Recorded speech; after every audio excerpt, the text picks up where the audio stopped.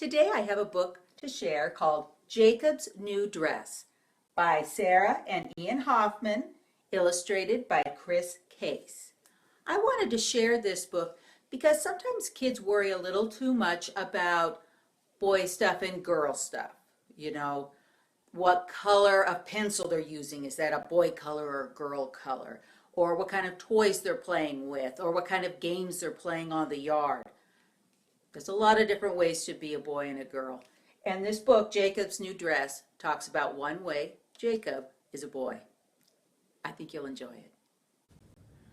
Jacob's New Dress by Sarah and Ian Hoffman, illustrated by Chris Case.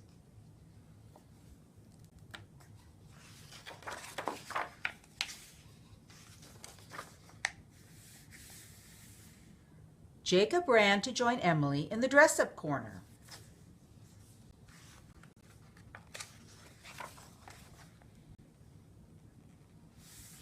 Emily slid into a shiny yellow dress, while Jacob wiggled into a sparkly pink dress.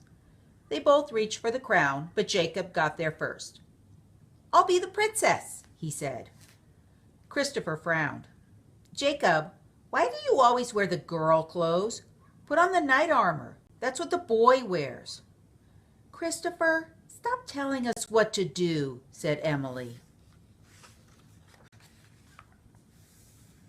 Ms. Wilson heard the hubbub. "What's going on, kids?" "Jacob is wearing girl clothes," complained Christopher. "The dress-up corner is where we come to use our imaginations," Miss Wilson said. "You could be a dinosaur, a princess, a farmer, anything. Christopher, what do you want to be?" "A boy," Christopher scowled. Ms. Wilson smiled. "Jacob, you try it. What new thing could you imagine being? A firefighter? A policeman?" "Ms. Wilson," Jacob said proudly, "I'm the princess." Ooh, look how crabby he looks about this. "How was school today?" Mom asked, studying Jacob's face. "Fun?" "Christopher says boys can't wear dresses," said Jacob. "Can they?" "Of course they can."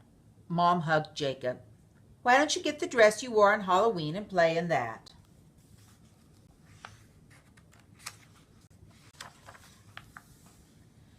Jacob pulled on his witch's dress and twirled. He loved the way the black lace swirled around him. "I want to wear my dress to school." Jacob's mom frowned. "I don't think so," she said. "That's for dress up at home. It would get dirty at school." "Then can I get a regular dress? A dress I can wear to school?" Mom was quiet. "Let me think about that," she said. I remember when I was a girl, when I was young, I used to love dresses that swirled too. I can understand why Jacob likes that. Jacob wondered what to play next. Pirate? Princess? Bird! Heaping 3 towels onto the floor, Jacob made a nest. Then he wrapped another towel around himself for feathers. Snug and warm, he imagined what a school dress would look like. The next morning, Jacob stood on the stairs wrapped in a giant bath towel. "What are you wearing?" asked Mom. "It's like a dress, but I can get it dirty," Jacob said, pointing to the towel. "I made it." Dad frowned. "You can't go to school like that." "Put on some shorts and a shirt under that dress thing," Mom said. "And hurry, we're late for school." I have to say, I know a lot of schools, they don't let you have your shoulders bare, so that could be a problem if that's what Jacob wants to wear. "What's that?" demanded Christopher. Jacob moved closer to his mom. "Good morning, Christopher," said Jacob's mom. "Jacob's wearing something new he invented. Isn't it nice?" Christopher didn't answer.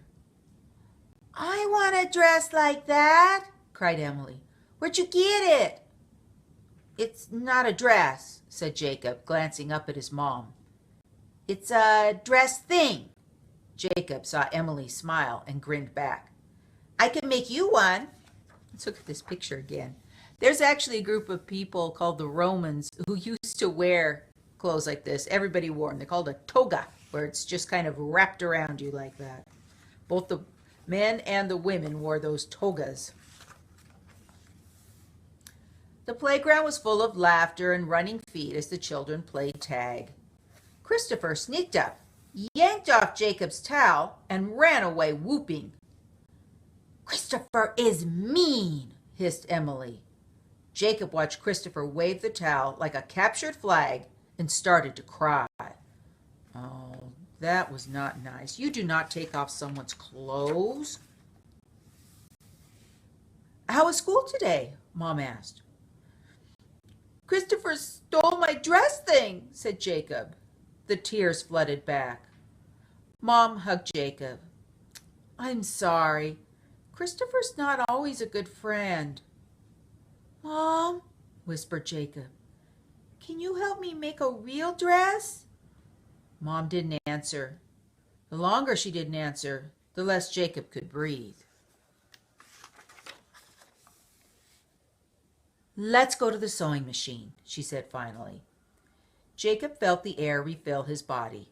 He grinned. Mom smiled back. "There are all sorts of ways to be a boy," she said. "Right?" Dad looked up from his book. "Mom and I made a dress," said Jacob quietly. Dad studied the dress. Jacob started to get that can't breathe feeling again. "I can see you worked hard on that dress," said Dad. "Are you sure you want to wear it to school?" Jacob nodded. Dad nodded back and smiled. "Well, it's not what I would wear, but you look great." "Aw, what a nice thing to say, Dad. Not for you, not for me, good for you." That's what Dad is saying. Jacob skipped up the front walk to school. He found Emily inside and showed her his new dress. They found matching colors in their clothes and laughed. Purple and white. "Do you want to play dress up?" asked Emily.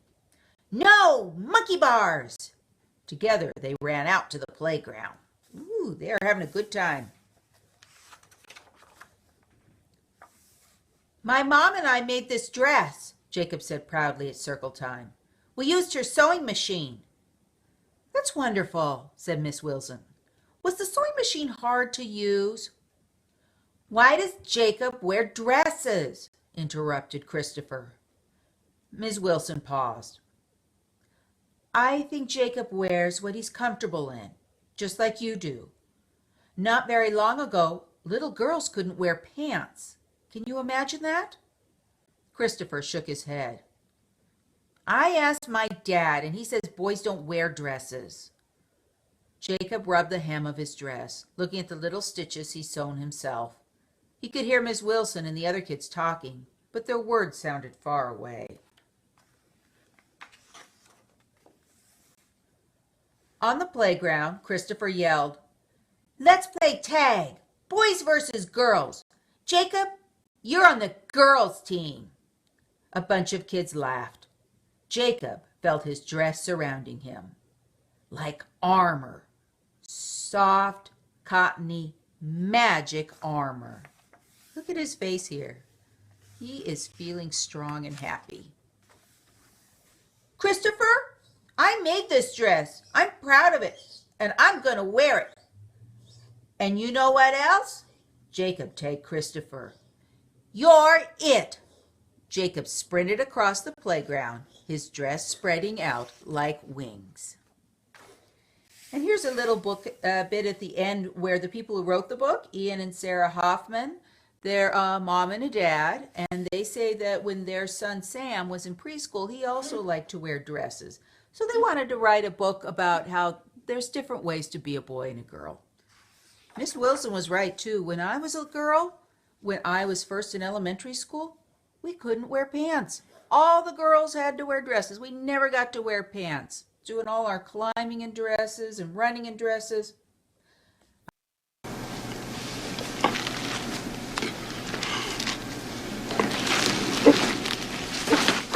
I think Jesus would have wanted us to tell that little boy the truth, that he is a little boy and not a little girl.